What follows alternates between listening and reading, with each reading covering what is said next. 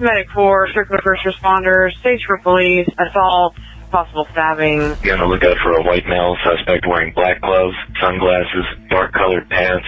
2 children are there. They advised that their parents were assaulted. At this hour, there is a manhunt. Devil's Den horror. The killer is on the loose. There is a manhunt. A mom and a dad, both slaughtered with the children present. The 2 little girls, they see their father getting stabbed dead, and they hear their mother screaming. Mom and dad know that this predator is coming after these young girls. Lying in wait, a mother and a father dead. They're going to fight for not only their own lives, but also for their children. Why? Why attack these 2 loving parents? Did he follow them? Did he know them? Was he lying in wait for just the right little girl to try to steal? Dr. Jeff Gardier is joining us. You know him well. We have been analyzing cases together since, I know for a fact, 1997. Clinical psychology professor, Touro College of Osteopathic Medicine, called America's Psychologist. Dr. Jeff, you and I have studied so many cases, and when we were covering a case together at Court TV, we talked about parents that tell their children, that turn and attack the attacker and tell the children, run.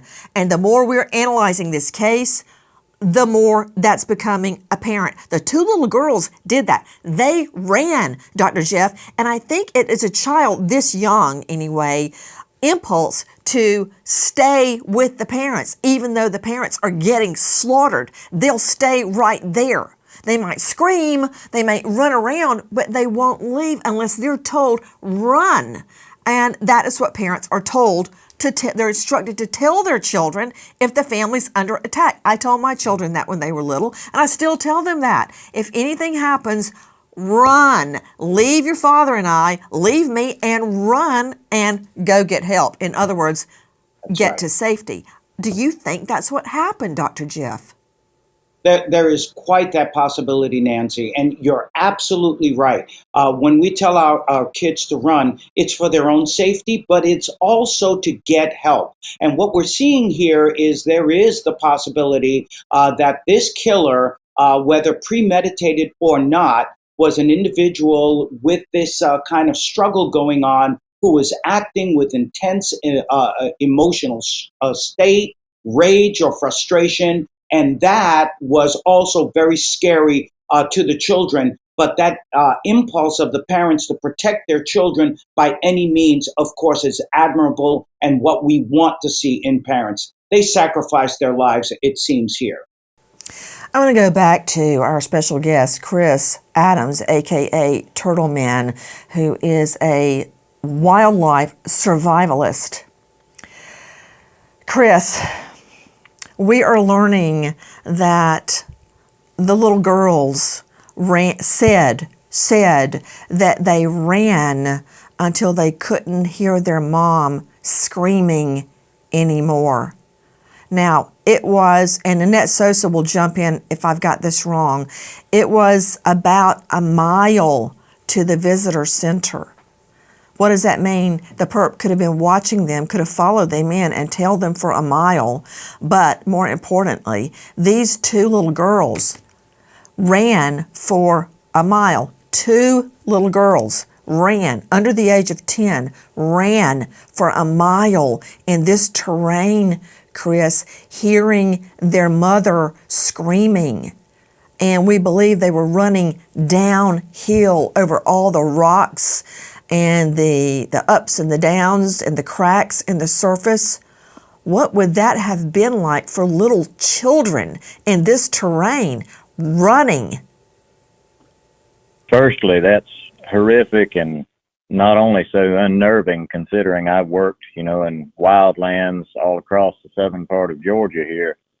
But the terrain in that type of area, it cuts, and I can only imagine, an adult trying to do that. But 2 children, their legs are smaller. They're not getting enough, windage running like that. They're wearing themselves out, tripping, stumbling, falling. It would cut them up pretty bad, or at least bruise them up. And in the temperatures like it's been, the highs out there have been in the mid to lower 90s. And I can't imagine what the humidity's been like, but any amount of time running in that heat, it'd wear a little child out very easily. Right now, the FBI joining in the search. I want this guy found. I want him brought to justice. You don't think these two little girls are going to hear their mother's screams for the rest of their lives every time they go to bed?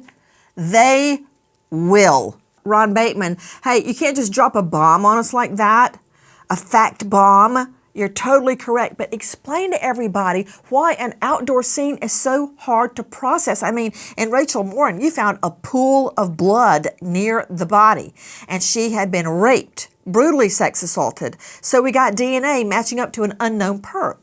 But it's really hard to process an outdoor scene. Explain why. What, are you going to get a fingerprint off a tree? It's hard. Exactly. Outdoor scenes are so difficult, especially if it ends up raining during the course of your processing. But it did in this case. But what you're looking for in a scene in the outdoors are footprints. If you have some kind of soil that's is strong enough to hold a footprint. But in the case of a stabbing, it's not unusual for the assailant to be injured because of some kind of struggle that took place. So therefore, you're really honing in for blood. And they may have found blood away from the bodies as the suspect was fleeing the area. That's what I would suspect is probably going to happen in this case, because Cristen Brink is a pretty big dude, and he's going to put up a fight for his family, especially with a knife. And so I wouldn't be surprised if the suspect's injured, and that was found as a part of the processing of the scene. Okay, Bateman, everything you just said is correct, except, and it's still correct, but the likelihood they're going to get a footprint on a trail, slim to none.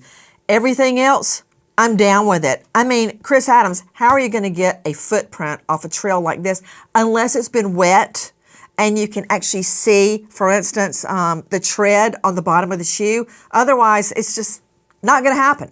Even for a good tracker, it's going to be difficult. The park said there were very few visitors the last few days, but that doesn't mean there wasn't an influx of people a week before. I don't know if it's rained or if it hasn't, but those footprints set pretty quickly. Now, off trail, you may be able to find one much easier. Your average crowd is going to stick to that trail, but this all happened on a trail.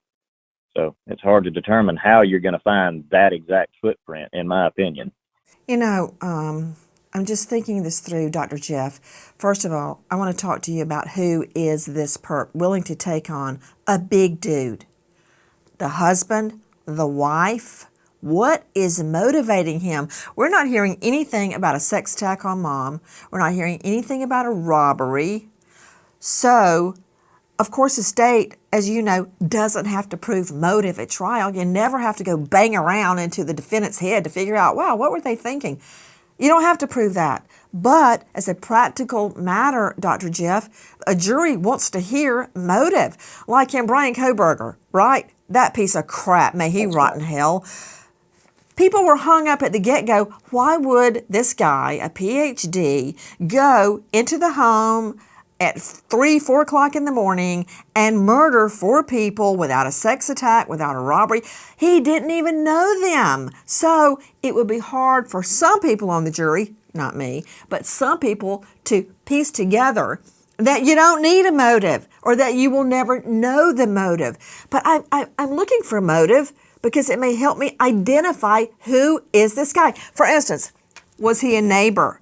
And they hadn't been living there for long. They had just moved to the jurisdiction.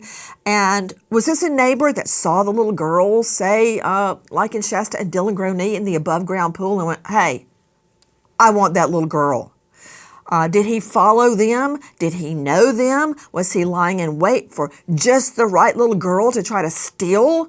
I mean, who is this guy? Give me some insight, Dr. Jeff. Well, I think that this is a person who not only may have wanted to violate the little girls. We still don't know that, of course, but that's a theory. But this is a person who wanted Why to are you violate. using words like that? Why are you saying This is a violate? You person. make it sound like he'd had a traffic citation, violated right of way. If that's his motive, he wants to rape the little girl. Put it out there. I don't have time for niceties. This is not high tea at Windsor Castle, Jeff. I totally understand, Nancy. But I use the word violation because it's more than just a possible sex attack, but a complete attack on the entire family. This is someone who may have had intense hatred or resentment towards family structures. You asked for a motivation, and I'm giving you one. This is a person perhaps who came from a background like Koberger, where he had, situations where he felt that he was being treated like a piece of crap or didn't have a happy family, and therefore this violation of the whole family structure, it is an abomination. He may not have only wanted to destroy these little girls, but to destroy the entire family. That is a real perversion.